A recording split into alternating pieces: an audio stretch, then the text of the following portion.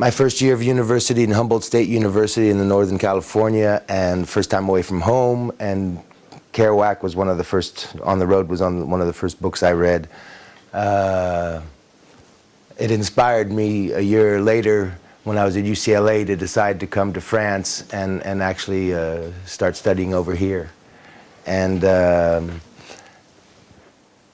that led to Henry Miller, and also becoming an actor and things like that. And really I'd taken up On the Road one more time in that time just to reread it, but I was actually kind of living it.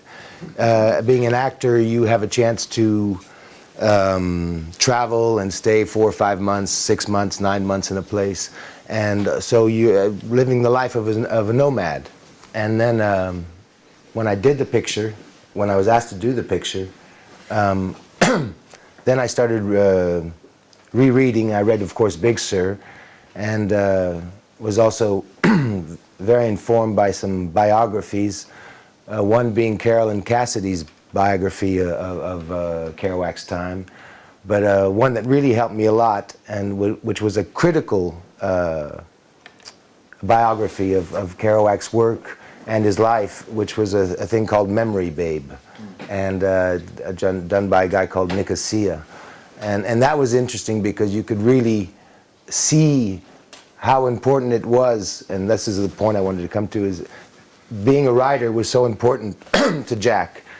Thomas Wolfe was a huge influence on Kerouac, and of course there's a real parallel with Proust and the remembrance of things past, and how all of a sudden you could have 2, 3, or one paragraph that could be 4 pages long and only 2 sentences, and all of a sudden how that feeds, and like Steve Allen was saying, how it becomes poetic, and how also Walt Whitman had that quality. I mean, I just finished Of Time in the River by Thomas Wolfe, and it's like Charles Dickens written by Walt Whitman. But it's amazing because it's so full of life, and so one thing influences another, and that kind of style had not really been introduced. It had by Thomas Wolfe, but that's something that influenced Kerouac in his later writing. What was funny is after all the reading and all the preparation, I'd been living Kerouac since I was 20 years old. So I mean, there was really nothing to play in that sense, and I really didn't want to try and imitate. What for me Kerouac represents is that spirit of America that maybe is not really put up front, at least for the last 30 years, which was not just a pursuit for monetary gain and wealth, but also a real pursuit of God, a real pursuit of knowledge. And he represented that in a kind of gunslinger way. I mean, I think the Beats were a little bit of that representation of what the gunslingers were, and he did it with, you know, people like Ginsberg and Burroughs in an intellectual way. He opened the doors for a lot of people of our generations who followed to get involved in Buddhism and to explore other literature and other sexuality. I remember in the 60s, the beat was a very bad connotation. In the 70s, it was great.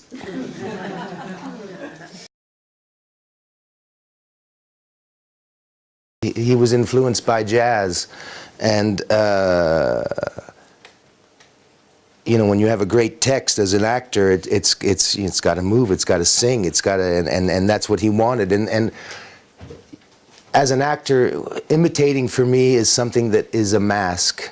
And what I really wanted to explore was the freedom of language, the freedom of, I mean, there's no the punctuation's there and you have to use it, but I mean, he's completely changing everything. So all of a sudden, it's like reading poetry, or it's like being on stage doing Shakespeare, because all of a sudden there's a real text, there's a real, it's going nowhere, and there's a lot of words, but it links and it keeps people's attention.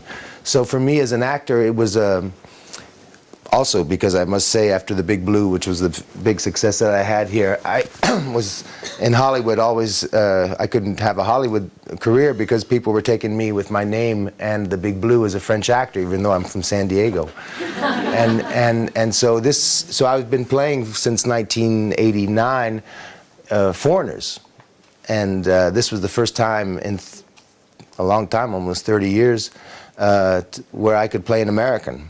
And so it was a real kind of wonderful chance, because after learning Shakespeare in England for 10 years and going through that, and also learning French theater here, and how language is important, and sometimes in American culture language is not really put forward, and that's what's really, I think, sublime about this film, is it really shows a true American literature, and in its finest light, and that's rare in cinema these days. In French, I've got to work on either not showing that I'm American, or and it's something about, you know, it's phonetics, and it's something that I have to really work on for 2 weeks before, and it's something that really have to. Whereas when I'm doing Jack, for example, I don't have to worry about it. I just have to read. I just have to. But learning also how to speak forward, which is something the Americans don't do, and it's something it's very hard to explain to Americans. And it's keeping that thing forward, which is maybe like a Connecticut accent also, because they speak a little bit up forward. But as an actor also, with age you get terribly arrogant, and I really, once I spent 3 weeks preparing for the role, and I knew I had it. I'd been living it. And the most important thing, I think, to see was that spirit, which was not in the mimic, but in how I think Kerouac has affected many generations, and very importantly, because he was a real counterculture to what Eisenhower's America was all about. And today, now we see the state of capitalism, for example. He also reveals another kind of value system that has value today, maybe. In kind of a broader sense, how is it possible to convey a state of mind in a film? Because this book is very internal. It's a very intimate memoir. A lot of it is what he's thinking. It's not so much his interaction. But he says it in the film. Jack says he's just a word spinner. You know, he just spins words, and the film says, and there's no need to say another word. Right. And it's basically like what Whitman did also with his poetry, is what is literature, what is poetry, what is that breath that makes us want to communicate. And On the Road was that reaffirmation of what America, and that vision of freedom, and how that could be redefined. You know, and I think he says it we're in a big, huge tragedy, and I'm just writing words. I'm just a spinner of words. It's a tough question, because we're living in a huge revolution in terms of journalism, in terms of the arts. And right now, if you want to kind of communicate at all and have a career, you have to do something that is financed by the television. And so all of a sudden you're kind of just doing the same kind of thing, because you can't really disturb people. And I mean, there's HBO, which is kind of going and taking place and doing other things. And so I've got a real joker. Being half American, my father did 3 wars, and we have a beautiful, beautiful house in California, in San Diego. So I can really take the risk of trying to pursue some kind of artistic values that I consider important. And so I make my own movies with a gentleman called Pascal Arnold, and we make them first 3 for $1 million each, and the last 3, 650, 300, and then 250,000 euros.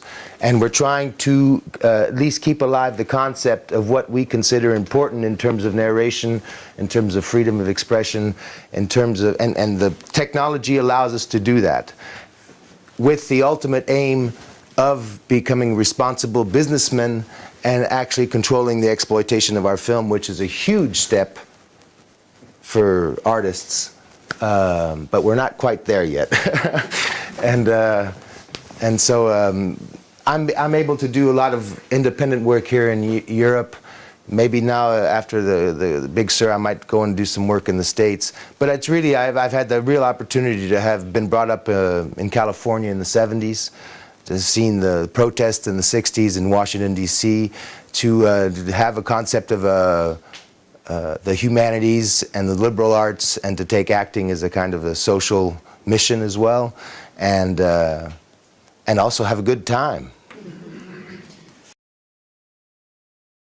After doing The Big Blue, I had a very difficult situation because all of a sudden I was an actor who had a certain price that maybe only 5 directors could talk to me. And it's a very kind of hard situation when you're a very green actor. And I didn't go to the States, and I stayed in Europe. And all of a sudden I met Lars von Trier, a Danish man who was offering me a script to play a German-American with a script in German and in American, or in English. And of course, the gentleman was very interesting, but also he represented to me, and this is something that developed and proved itself, a real gift in my career, is that Lars is one of these generations like I am, like we are, where all of a sudden on this continent, without any class barriers, we could speak English. And all of a sudden there was a real possibility of making European films in English that are not seen through the prism of the values of Hollywood, where all of a sudden also, because Europe is undefined, when you have Danes and Swedes and Irish and English and French and Germans and all making a film outside of the barriers and the cultural kind of grasp of their own domestic countries, then all of a sudden there's a new kind of culture that developed. And I think Europa, the film that I did with him, and also Breaking the Waves, and some of the other films that followed were the big movies of that time, because all of a sudden the American involvement in Europe created a possibility of actually, you know, creating another kind of product.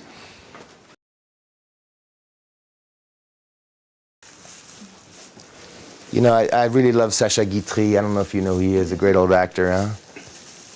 Actors are whores. So you leave the past. That was an old client a long time ago. It's something that means a lot to a lot of people, and it's wonderful to be able to bring that much happiness, especially for that film and other films. But the only way you can really be an actor is to be nothing, and the only way you can be nothing is not to take yourself too seriously. And so, I mean, the film still has a great appeal. But I mean, I haven't seen it since 1990, I think, and I'm at a time in my career where I made choices that were a little bit different. Instead of going to Hollywood, I started doing independent cinema after making a successful movie, and making a lot of mistakes, and also learning. And now I'm coming to a point where all of a sudden I didn't get to play an American role for 25, 30 years. All of a sudden I was offered Big Sur, and it just came out effortlessly. So that was something that was beautiful. All of a sudden being an actor made sense. Papa was a generation, he was, you know, after Pearl Harbor he was on a bus. After World War II, Korea was started. He left the service, but they called him back in, so he really didn't have a choice. And he made a career out of it. He was involved with McNamara and the Pentagon to go into Vietnam. When he went to Vietnam in '67, '68, we came over here, but he was chief security of, at first when I was born in '60, he was chief security of the nuclear arms coming into Germany. And then he was chief security of both Air Force bases in Da Nang and Tan Son Nhut during '67, '68, yeah, during the Tet Offensive. So he was really involved in that kind of, that change, you know, of what was going on, and you could see it in Washington. And after he finished with Nixon, and just before it was just before Watergate. Watergate was just happening, and we talked about it maybe 10 years later, and I never asked him, but he stopped voting. After he voted, he stopped voting. And he was someone who really believed in the republic and the democracy and things like that. But yeah, you know, he had I think he really had a good you know, great retirement. He lived for 30 years after retirement, and we have a beautiful house in California. And I mean, the empire has served us incredibly well. No, but it's true. But I think it started to change with when George Bush was elected. What did he say? He said the name of the captain, Captain Burns, the guy in MASH. Oh yeah. The bad guy, the bad captain. What's it, Captain Burns or something like that? Major Burns. Major Burns, yeah. And then all of a sudden he started to see a little bit differently. But I think it was very difficult because, you know, the 20th century was a hell of a century. I don't think anyone could have really done much. We were talking about Too Much Flesh, my second film. It was shot in my father's hometown in Illinois. It was a film about a guy who discovers his sexuality at 38 years old in a small village, and he was rumored to be handicapped sexually, and he found out that he's not, and so all of a sudden he goes a little bit wild. The film was a remarkable thing to shoot because this was part of the dogma. It was a trilogy that, yeah, we started with Lovers. We were the first, Pascal and I, to start shooting in digital in Paris.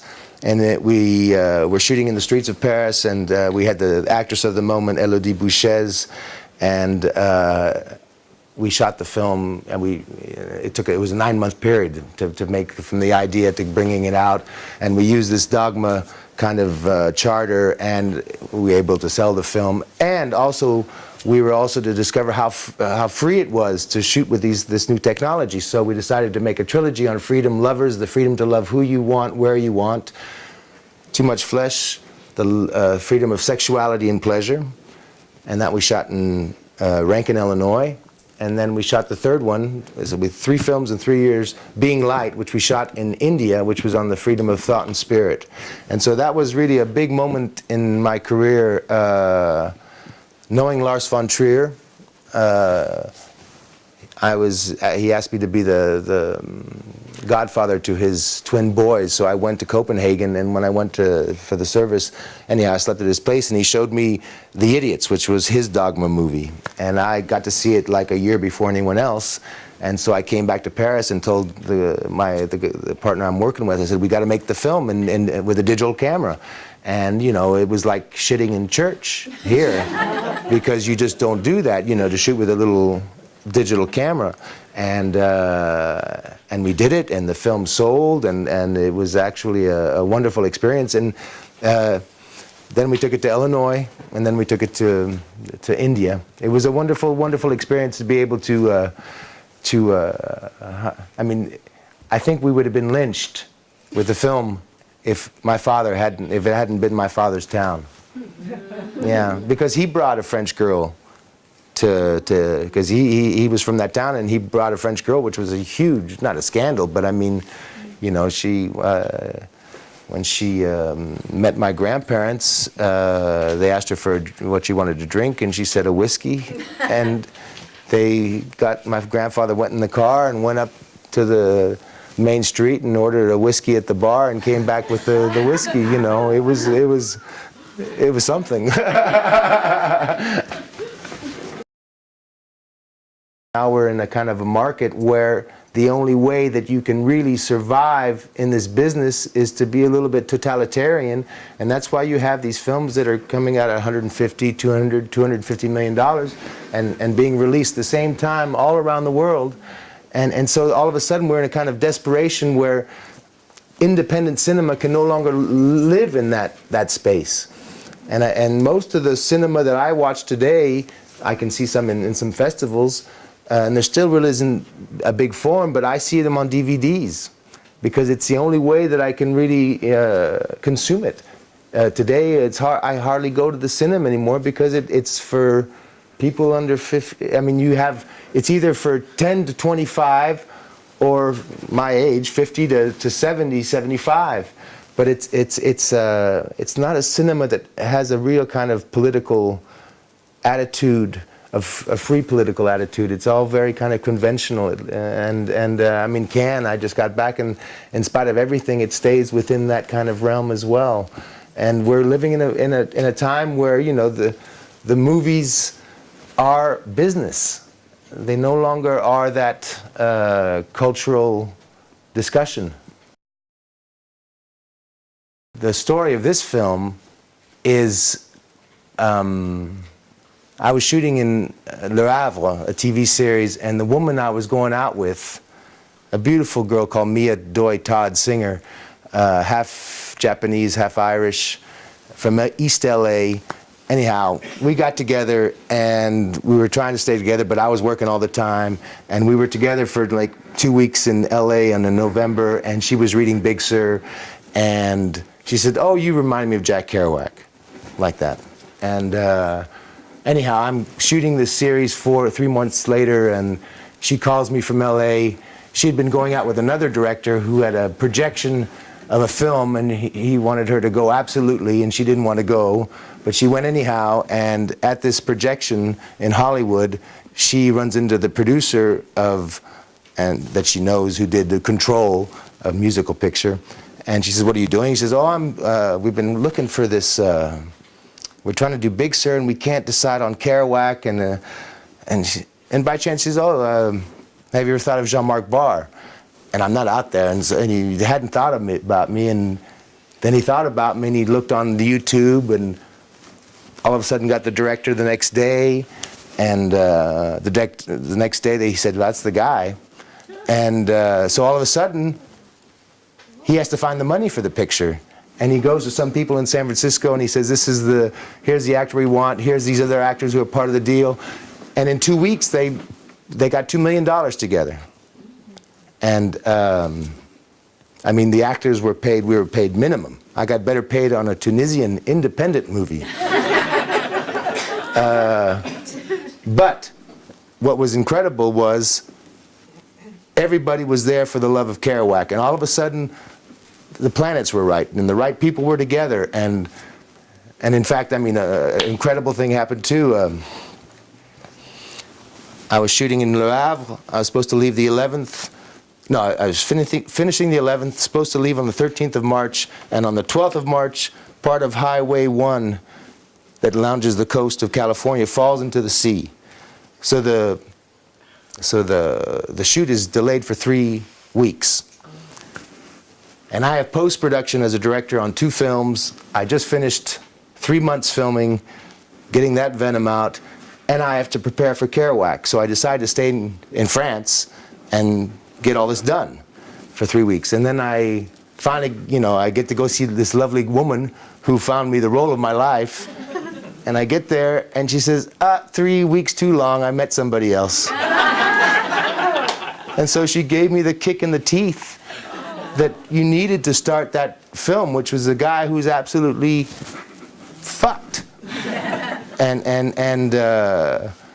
you know, the film just, you know, all of a sudden the right things came together, and it's happened on a few films that I've done, where all of a sudden you're in a really privileged time, and what's great is this is a true independent film.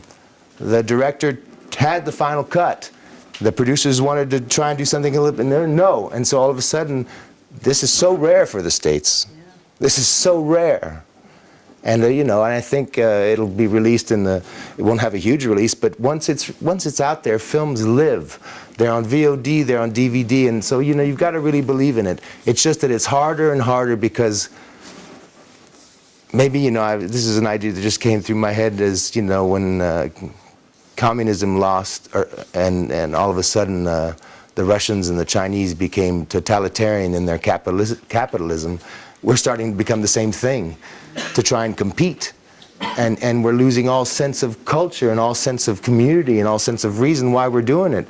And you know, you think, how do you survive? Because I mean, I don't know if actors are really going to be needed in 10 years, unless you just want to, you know, be a talking head, you know. And that's the big, I think, dilemma for today. And I think also Big Sur is a little bit about that, about, you know, the end of the American dream.